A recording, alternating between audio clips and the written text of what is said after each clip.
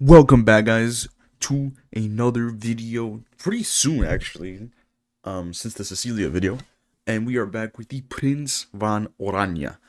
I believe that is how it's pronounced. I think. New tier 10 premium Dutch cruiser. As you can see, this thing has a literally fire camo. This is one of the best camos I've ever seen in this game. So very good. That's already a big plus for me. Um, I'm gonna say this just right off the bat. This is a pay to win Golden line in every sense of it is in every sense. There's,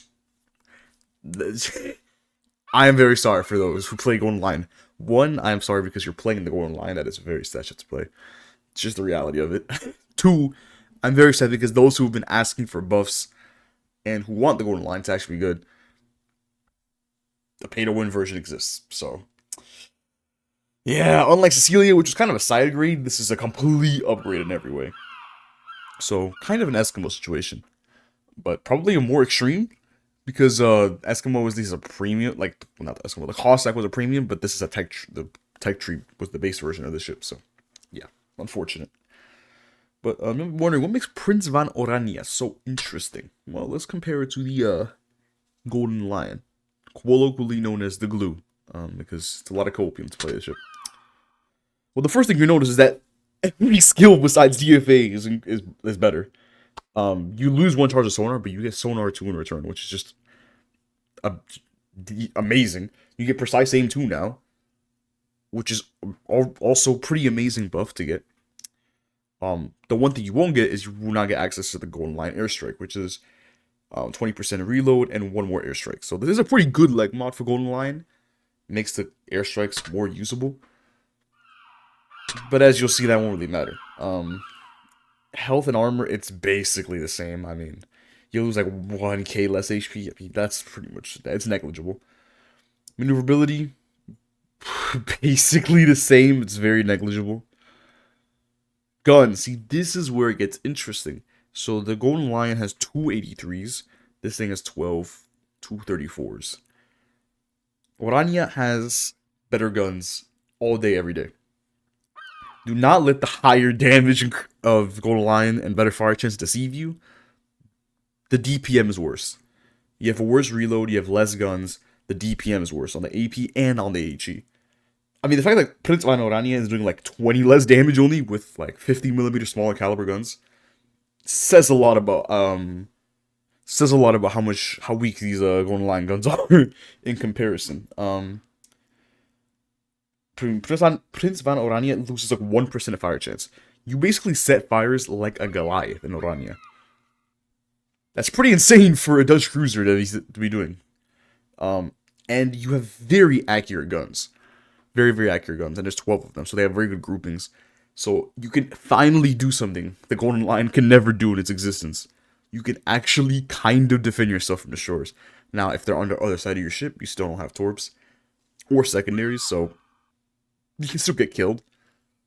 But when they're like on the way to you, if you see them, you can actually start crippling them before then. And because you have a better hydro, you have more detection for torps. It's just a way better, way better dealing with the shores. The AP, do not sleep on this AP. If this thing has Goliath HE with Gibraltar AP, the pen is fantastic on this AP. It's just amazing. So the guns are really good. This is pretty much the bread and the butter of the ship. But it gets better. Well, besides the A, the A, it's the same, basically. Concealment is slightly worse, but marginal things. The airstrike, see, this is where things get interesting. So you have, obviously, one less airstrike with, compared to Gouden with the leg mod. But in return, you get airstrikes that do more damage. And you have airstrikes that have 18% fire chance. 18%. Yeah. Basically, one of these airstrikes is guaranteed fires. Obviously, if the bombs hit, of course, and RNG's, like, as long as you don't have the garbage RNG, this thing basically sets fires all day, every day. So losing the airstrike really isn't an issue because You only need one airstrike to really set fires, and then you let the guns do the rest of the work for you. Something that Golden Lion can never do. And even though the reload it does suck, it really does. Again, your airstrikes do so much damage. I mean, Leg Mod Gouden Leuuw is losing out on damage as well per airstrike. So this airstrike on Oranje does really good damage on battleships. And it sets a ton of fires. So this combination of really strong guns with a really strong airstrike makes the ship so insane for farming damage on battleships. It is ridiculous.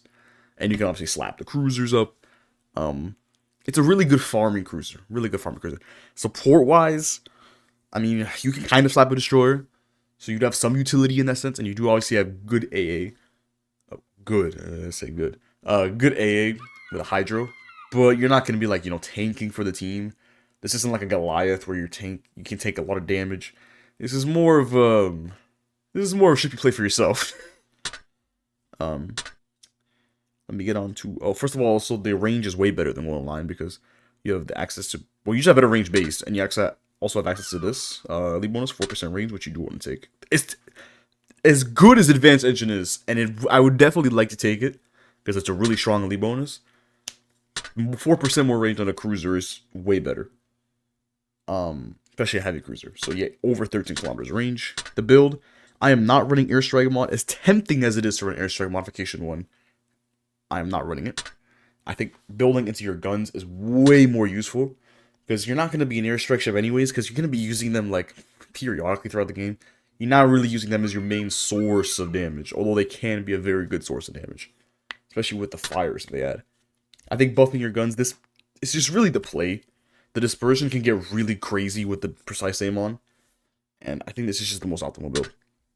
And then obviously acceleration mod, concealment mod, etc. Standard cruiser build. Deroiter. I mean, you can honestly just ignore anything that's beyond level 12 for Deroiter, because like I don't know anybody who's played Deroiter enough to have these. Honestly, you could play without this, and it'd be basically the same experience. Besides, really like, maybe the reload. You won't. I mean, the gun's already so accurate. I played with another build, this build. And I noticed that the accuracy is like barely different. So the only thing you're really missing out on is this, and this is obviously garbage. So you can kind of forget about that. Although I don't know who has a high level Deroiter anyways, because nobody really plays the Dutch cruisers. Anyways, this is just a Deroiter build I'm running. You don't need Deroiter. He's like basically like doing nothing. I honestly forget I have him on half the time. So if you use a normal commander, it's gonna be almost the same experience. It probably will be the same experience. So yeah, just do Oranje build. So yeah, gonna keep it short there, and move on to the gameplay. And here we are with the game. Only gonna be showing one game. One, this is my best game I've recorded. Two, some of the games one of the games like had like 1 or 2 bots. I didn't really feel like posting a bot game. I didn't really like posting it with Cecilia anyways. And also they're kind of lame, the games.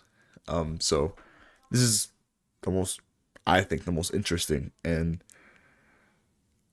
also my best. I think my highest damage recorded game. I think my next highest would have been like 115, I think. So without saying anything else, going on to the game, you do load HE first. Not saying they should, but you probably should. But the game loads you with HE first. But you probably should though. Thinking about it now, because you don't really pen DDs like you pen DDs, you overpen them though at mid to close ranges. So you kind of want to get away with shooting. You kind of want to shoot HE against those, and also against battleships early on, so you can get some fires. So we're just gonna chill around here. 3D matchmaking. There's Sejong. So basically 4D matchmaking where the Sejong arrives. Kremlin, I think Montana as well as battleship matchmaking. And also just look at this beautiful camo, man. This camo is truly excellent. Probably the best part of the ship actually is this beautiful camo. And you notice that I actually changed the airstrikes. But we'll get to that once we get there. Yoshino pushing out through the middle. I don't really know what he's doing. This Yugomo though, this guy's a bad day. Not because he's playing Yugamo only, but also because yeah, he's pushing into Torps. You know, look at that. Even without precise aim, look at that dispersion. 7k, 7k triple fire, and okay, well he dies to Shema Torps, so yeah, average to shorter player, I guess. I'm gonna try to reach his rock since these guys are leaving leaving this area. They're not really pushing here, so I can get away with pushing this rock. And rocks are good friends because you know, you want to farm people behind them. This Kremlin is pushing in. Peter, is that his name? Peter Law? Yeah, Peter Law is pushing in. I'm gonna use Hydro because Yoshino is here. I'm gonna set an airstrike. I actually get mistaken here. I thought I set a fire on Kremlin with my airstrikes. You'll see what I mean in a moment. I thought I set a fire. Like, also look at the airstrikes. Oh, they look so beautiful. I thought I set a fire with my airstrikes because they sync at the same time as my shells, but yeah, that just turned out as Yoshino. So I sent another airstrike. If I waited another 10 seconds, I would have set from a fire on this Kremlin. But it's okay because our main gun set triple fire. Oh man, look at those airstrikes. They look so beautiful. One thing to note, they are only able to look like this with this camo on. So if you have historical, yeah, they're not really that good, unfortunately. Also, both of the camos, I forgot to mention, is the camos. The camos are basically the same thing. I mean, I think the one difference is that one is AA range, the other one is like, this one is airstrike bomber HP. They're basically the same thing. If you get HC, you're not missing out on much, besides this cool aesthetics. But if you don't care about that, then just get HC. Also, like, look at how many fires we're farming so far in this game. I mean, we're just shooting HE. I probably would have killed him if I shot AP there, but double fire, like, that's pretty ridiculous. The amount of fire damage we're farming here. This is Sejong. I wish I had AP loaded into my first salvo, because I could have probably killed this guy by the second one. We got a nearly broadside Sejong. Another fire. Jeez, bro, this fire shins. Basically just Goliath guns, HE wise. We're gonna hit him with some AP. I think we'll hit him for 5k. Actually got some overpins. We do get it. Honestly, if it Sejong moment, I guess. Also, this auto lock. I'd love to see it. Auto lock screwed up my aim. There's a shim on my face, but we have Hydro too, so it's not that bad. It's not that bad. We're just gonna. I think we killed the Sejong. Finish him off, and we're just gonna move forward a bit.